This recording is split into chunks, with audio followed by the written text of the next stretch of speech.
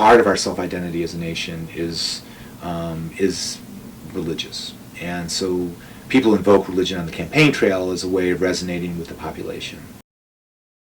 The Romney campaign has done a very good job of minimizing the Mormonism and instead playing up on the idea of being a conservative religious activist. And on the recent interview on 60 Minutes, he talked about how he prays every night, and he talks about his faith, but he doesn't talk about his Mormonism.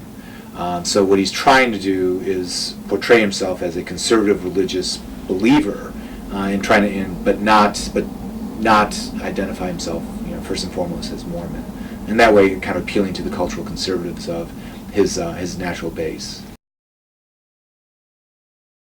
He comes from a tradition within American Christianity, which tends to be theologically liberal and theologically conservative and socially liberal, and it's an interesting kind of amalgamation of different trends within American religion, and ultimately that plays well, and it plays well because he's comfortable speaking of his own personal faith, and if anything else, it's helped to counter many of the culture war attacks on him as a secular socialist who doesn't believe anything.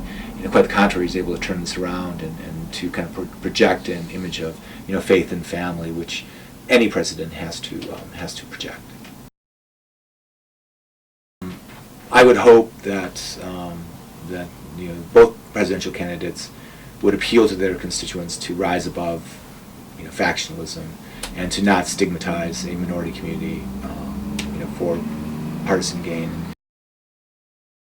In some respects, just that whole that whole primary process helped to stigmatize the Republican Party, or helped to characterize the Republican Party as anti-migrant, anti-Muslim, anti-any number of categories of people within the United States. And even though Mitt Romney may not buy into those ideas, the brand of the Republican Party has been imbued with those sensibilities, and I think ultimately that will be a liability for Romney in the presidential election.